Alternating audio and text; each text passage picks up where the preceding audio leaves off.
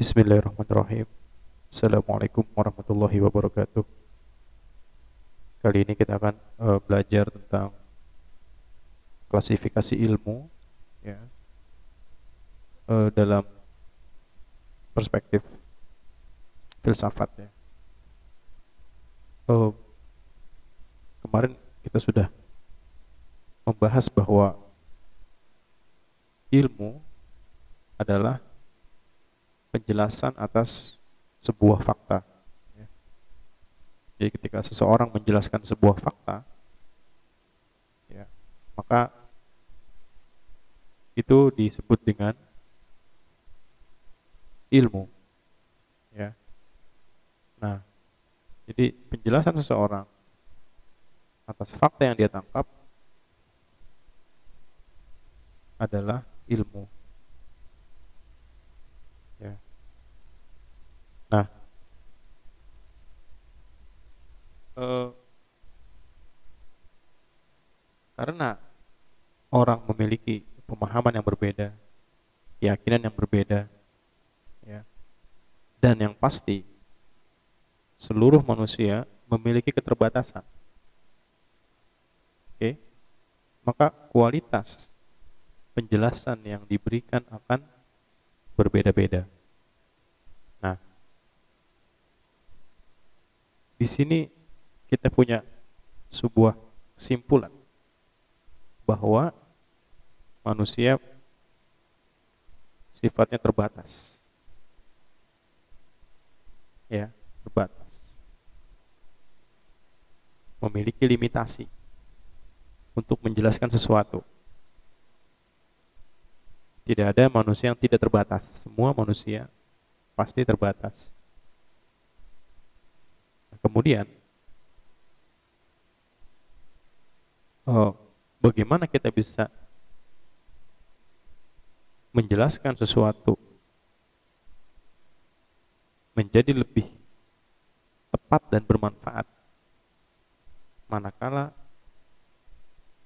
penjelasan tersebut berasal dari kelemahan kita, yaitu keterbatasan manusia. Maka dari itu, untuk melampaui keterbatasan manusia, manusia membutuhkan panduan lain, inspirasi lain, informasi lain, ya, yang disebut dengan wahyu. Nah, ini saya mau sampai ke konsep wahyu, ya, sampai ke konsep wahyu. Nah, wahyu inilah yang tidak terbatas. Manakala kemampuan manusia terbatas, wahyu inilah sebaliknya tidak terbatas. Wahyu atau kalamullah ini bersifat tidak terbatas. Ya. Bahkan sekecil apapun wahyu yang diberikan oleh Allah, itu tidak akan cukup bagi manusia untuk menjelaskan sejelas-jelasnya, tidak akan cukup, karena begitu luasnya ilmu Allah atau begitu tidak terbatasnya wahyu Allah itu. Oke. Nah,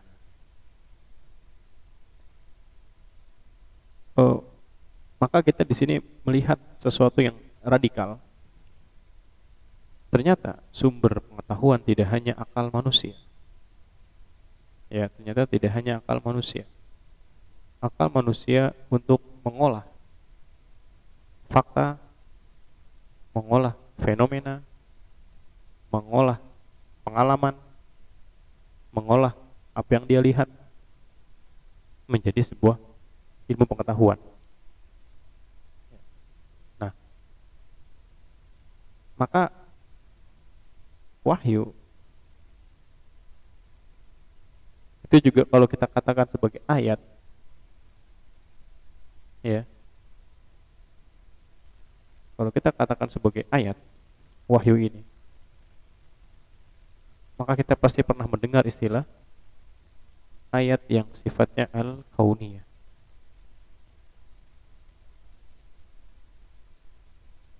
Dan kita juga pasti pernah mendengar ayat yang bersifat qauliyah. Nah, kedua ini adalah sumber ilmu pengetahuan. Ya, sumber ilmu pengetahuan. Kedua inilah yang menginspirasi manusia untuk memproduksi pengetahuan. Para ilmuwan modern saat ini berlomba-lomba untuk memahami kauniyah Allah tanpa dia tahu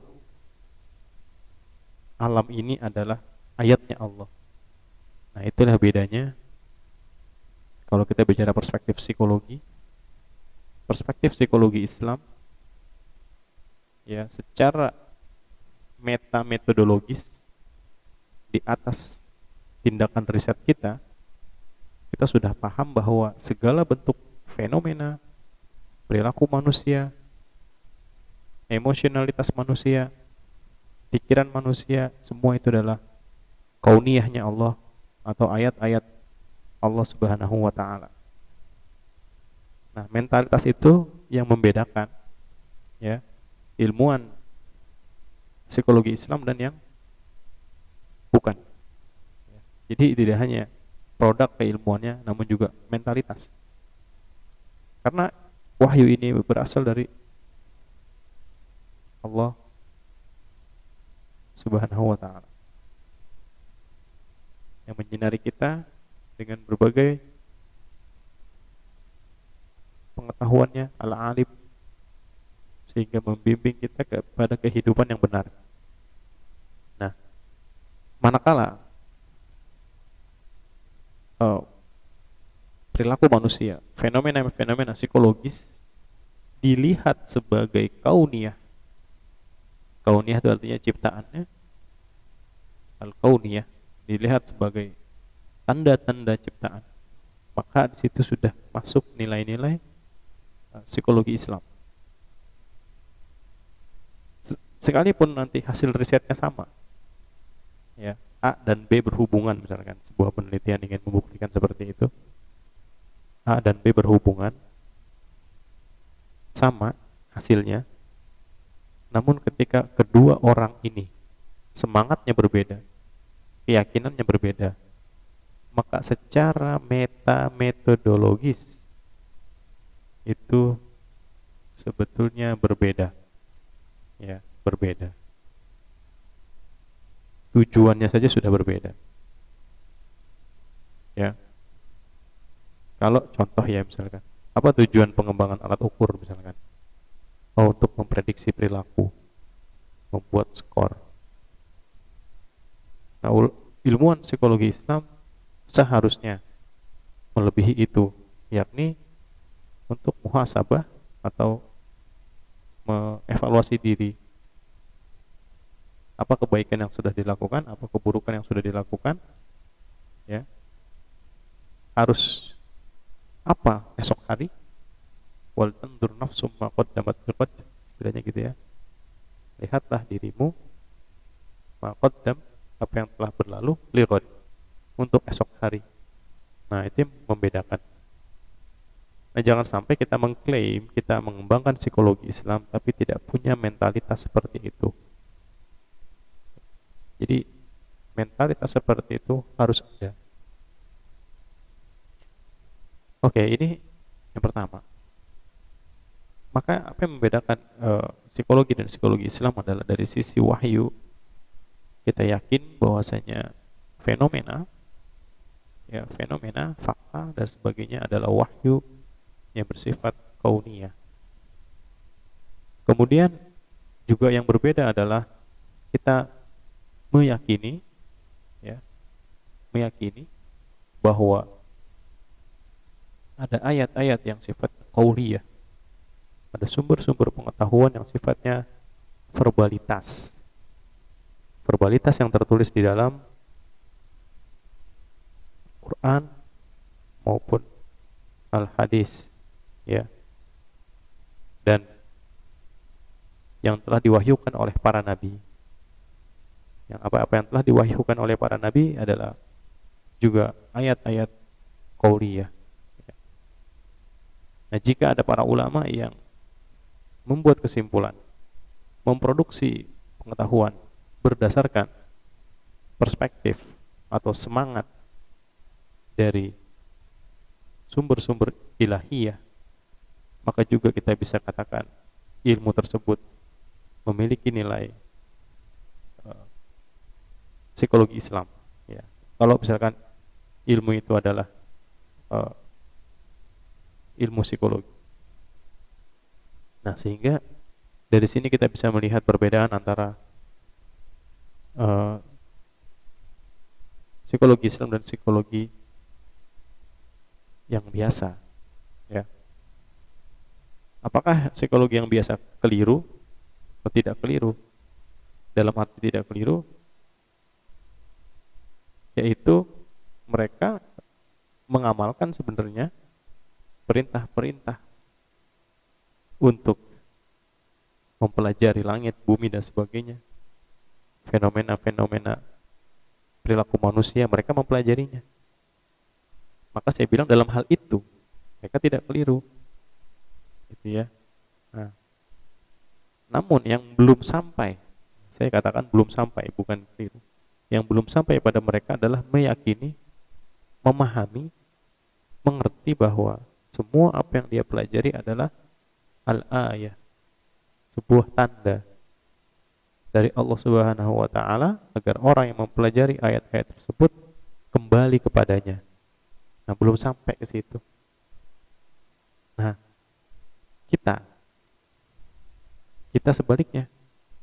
Kita sampai ke situ bukan berdasarkan pengamatan, tapi berdasarkan keyakinan. Ya. Nah, Allah inginkan tidak hanya sekedar keyakinan, tapi juga amati. Kalau kamu ingin membuktikan keyakinanmu, menunjukkan ketakwaanmu, berarti gitu ya, kesalehanmu, afala yanzuruna ilal ibili kaifa khuliqat wa ilas sama'i kaifa rufi'at, dan seterusnya. Apakah kamu tidak melihat langit dan bumi dan segala isinya? Jadi tunjukkanlah keimanan dan ketakwaan kita dengan bentuk mengobservasi ayat-ayat kauniyah sebagaimana orang-orang modern sekarang, orang-orang barat melakukan itu. Nah, itu yang harus kita pahami saat ini. Oke, jadi ada dua ilmu yang akan kita bahas, bahwa ilmu ternyata ada yang bersifat kauniyah dan qauliyah. Kalau kita gambarkan seperti pohon, ya, bagaimana Allah sebagai sumber akar daripada pohon ini, ya, sumber segalanya, yang maha mengetahui, itu menghasilkan atau memberikan manusia dua ilmu, ya, baik yang bersifat qauliyah, verbalitas, dan kauniyah, ciptaan. Ya, ada dua cabang. Nah, pertanyaannya kenapa perlu diciptakan qauliyah?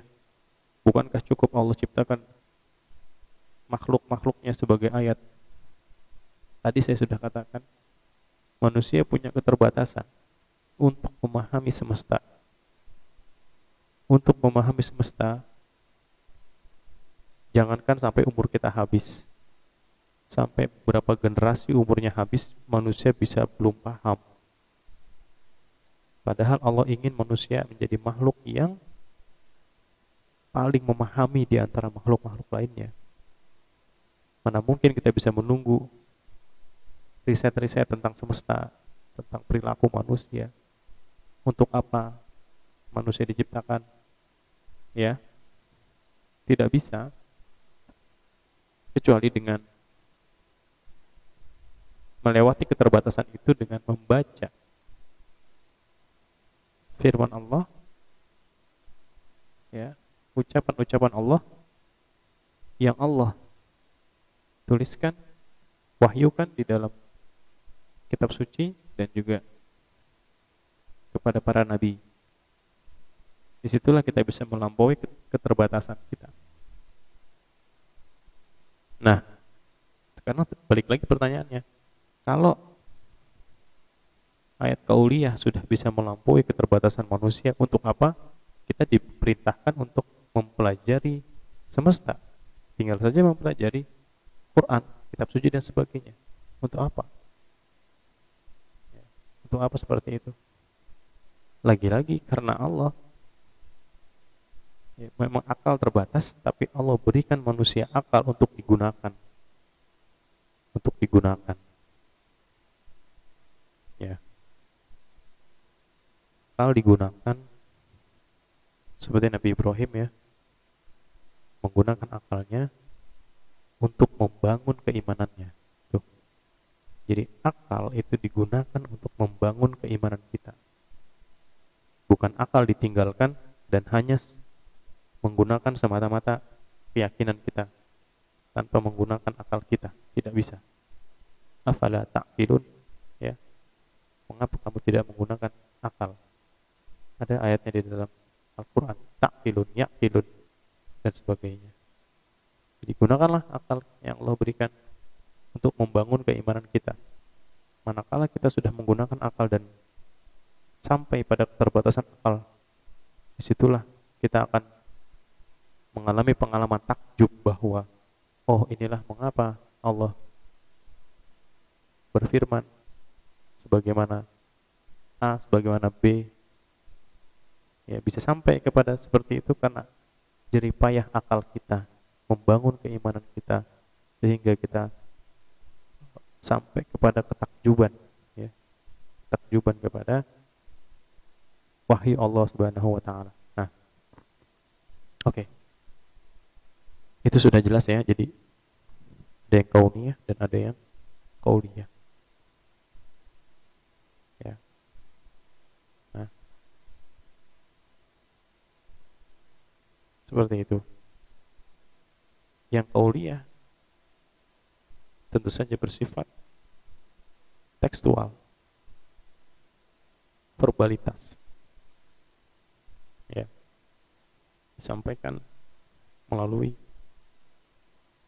para nabi di dalam kitab suci dan sebagainya, sudah disebutkan semua di situ. Nah, ketika ada suatu fakta ilmiah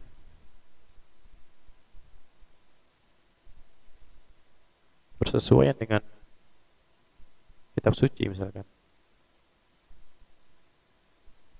adalah hal yang wajar, adalah hal yang memang demikian, karena ilmu Allah sudah mendahului dari ilmu yang diciptakan oleh manusia. Ilmu Allah sudah mendahuluinya. Manakala ada kitab suci menjelaskan, misalkan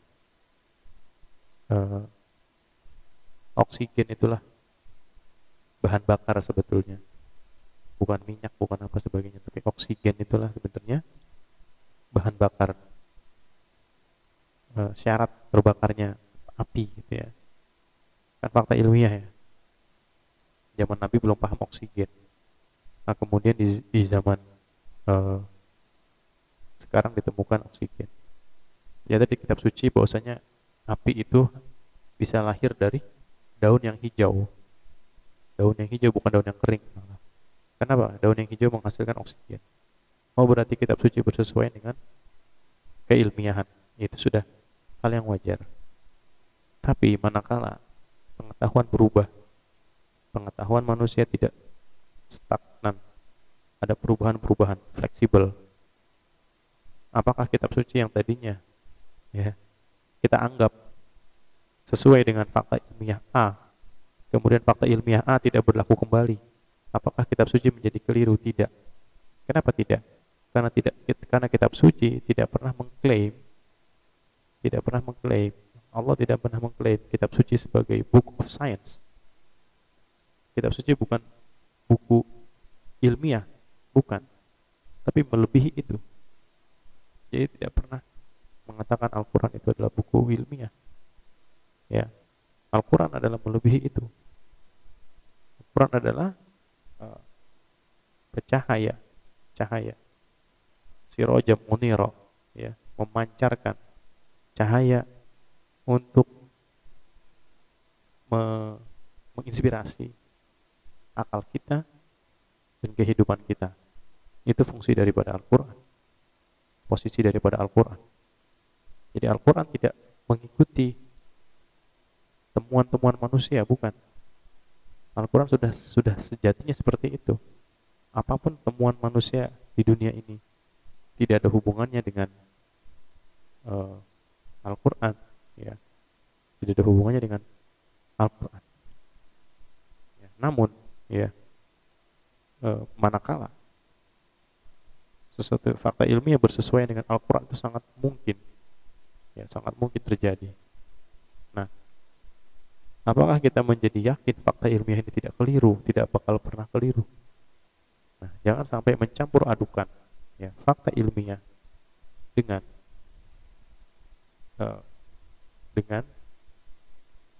cara kita melegitimasi fakta ilmiah berdasarkan Al-Quran.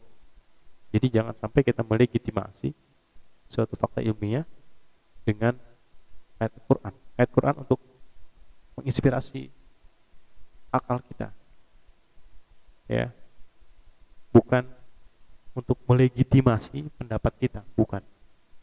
Oke. Kemudian saya akan jelaskan bahwa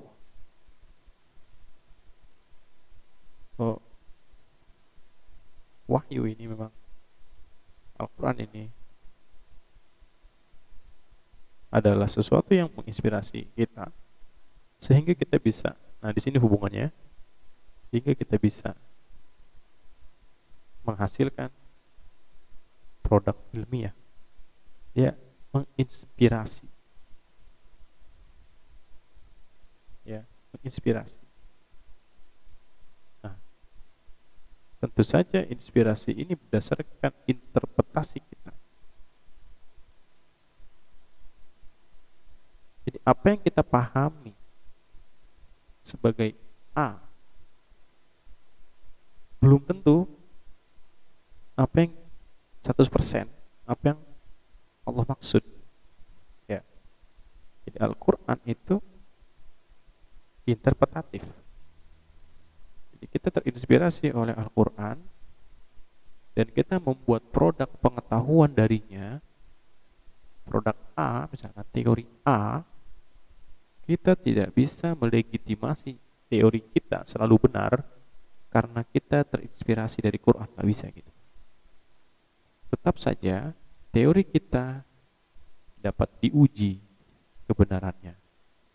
Dapat diuji kebenarannya artinya dapat benar, dapat juga salah, dapat juga sebagian benar, dapat juga sebagian salah, dapat juga baik atau sangat baik, dapat juga kurang baik. Jadi saya mau katakan bahwa kitab suci bukan alat untuk melegitimasi argumen kita. Ini yang harus berhati-hati kita sebagai ilmuwan atau akademisi yang mengembangkan psikologi Islam, hati-hati berargumen dengan melegitimasi argumen kita dari Quran atau dari kitab suci, ya. Jadi buatlah pemahaman dan akui itu sebagai interpretasi dari pemaknaan kita terhadap kitab suci. Apakah boleh kita menginterpretasi Al-Quran? Bukankah kita seharusnya memaknai apa adanya? kita tidak akan bisa memaknai Quran apa adanya dalam konteks ketika kita mereproduksi. Maksudnya mereproduksi adalah menghasilkan ulang sebuah inspirasi Qurani menjadi pengetahuan teoritik. Itu tidak mungkin. Kita mengulang apa adanya. Ya, tidak mungkin. Nah, yang kedua, oleh karena itu ada namanya kitab tafsir, kitab-kitab interpretasi yang bertujuan untuk menginterpretasi Al-Quran. Ya, kita tahu Al-Quran ada yang bermakna, maknanya sudah jelas, ada yang mutasyabihat, ya. Tapi tafsir Quran menafsirkan semuanya, menginterpretasi semuanya, baik ayat-ayat yang sudah jelas, ya, maupun yang mutasyabihat dan sebagainya, diinterpretasi semua. Ya, diinterpretasi. Yang kadang-kadang isi interpretasinya juga bahwa saya tidak bisa menginterpretasi, itu juga interpretasi. Nah, ini yang harus kita pahami. Ya. Bagaimana sikap kita meletakkan kitab suci dan pengetahuan sebagai produk manusia. Ya. Dan sebagai produk manusia. Jadi yang diuji adalah pendapat kita. Ya, pendapat kita bisa keliru. Sekalipun Anda katakan pendapat saya berasal dari inspirasi Quran, saya terinspirasi dari hadis, saya menginterpretasi dari ulama, tetap saja teori manusia bisa keliru dan terus berkembang dan